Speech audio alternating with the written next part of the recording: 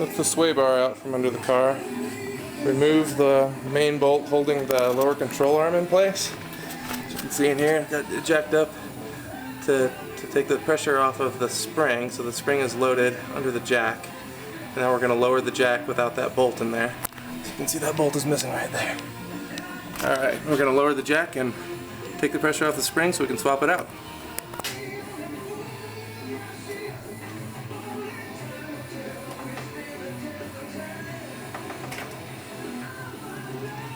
A little bit at a time. Pull the spring is free. Now we can pull the spring out.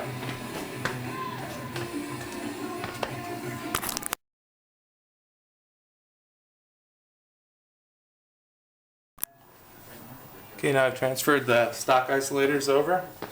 So we're going to go ahead and jack the lower control arm back into place and put tension on that spring.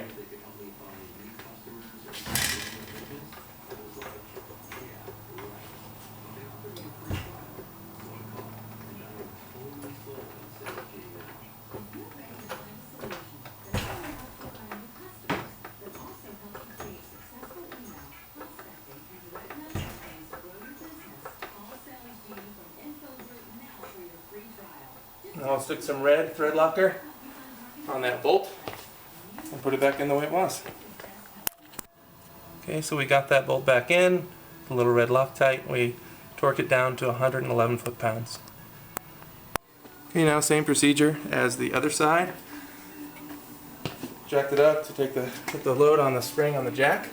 We've removed this lower control arm bolt right here. And I'm going to go ahead and release the pressure on the jack.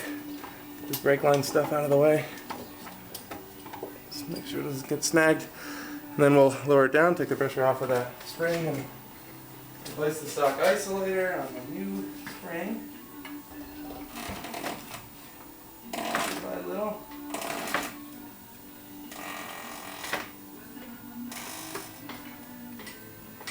Alright, we're free.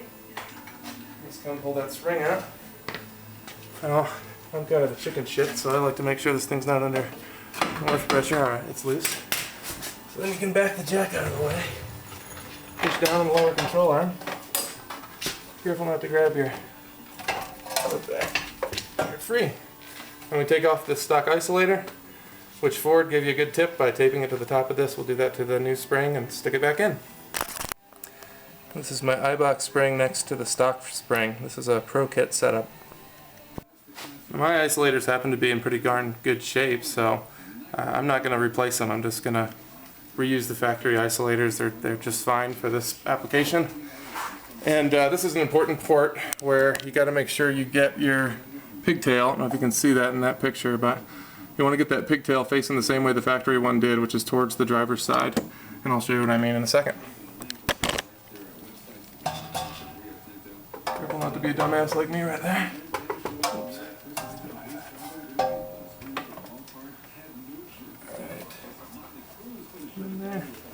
We'll line up that pigtail so it's facing the driver's side, just like the factory one did. Then we'll go ahead and jack this up, line up the bolt hole, and put the red thread locker on there and tighten it down to 111 foot-pounds.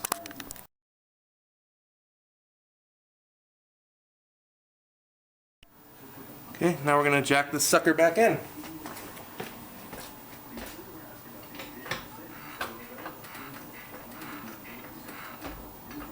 Make sure it lines up there, don't force it.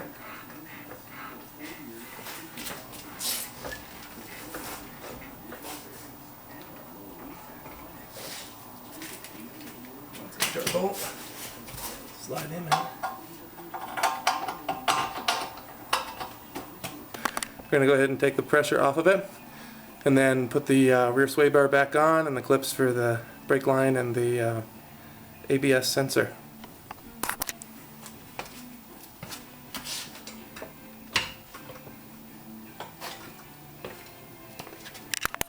Okay, the sway bar is back in and those bolts were torqued to 41 foot-pounds.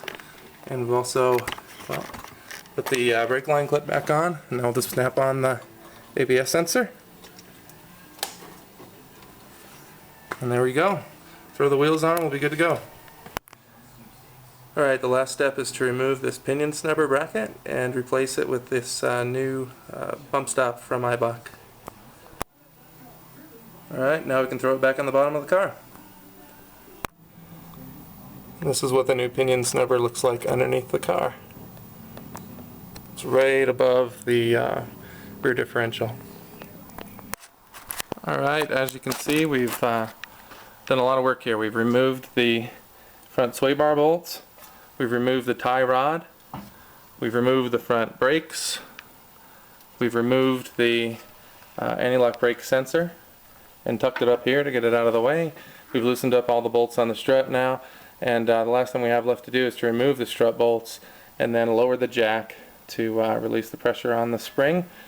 This little guy here will pop out the rest of the way. Just so you know, I've got the sway bar unbolted on the other side as well, and that's just a 15mm nut on the other underside of the control arm here, and we'll be good to go. Alright, we've removed everything now. The strut's hanging free, brakes are out of the way, the ABS sensor's out of the way, tie rods or the sway bar's loose, the tie rod's out, and the whole hub is sitting there free. The only thing holding the tension on it is our jack here, and we're going to go ahead and lower that jack now. Give myself a little distance, and that should let the tension off of the spring and allow us to pull that spring out. Looks like our sway bar is free. Went better than I could have hoped. There we go. We're in business. We'll get that out of there, clean up that isolator, put it on the new Eibach spring, and put it back together. This is the stock Bullitt spring on the left and the Eibach spring on the right. As you can see, there's really not much difference.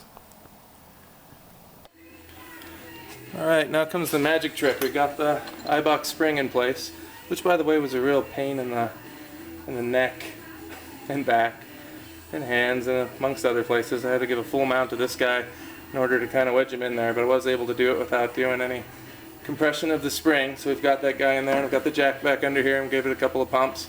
Now the trick is to line up the strut with the spindle while pushing in this control arm, or not control arm, sway arm into place while we're getting this thing back together. So let's see how that goes.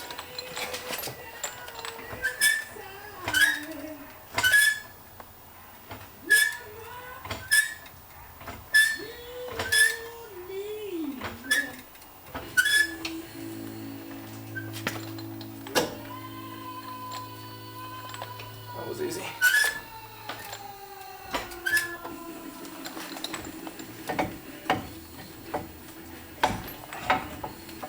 Actually, we need to lower it a little bit.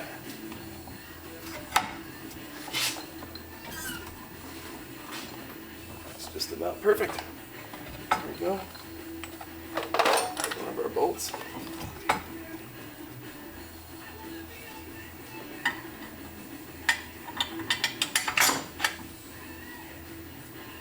There you go. Now we're safe again.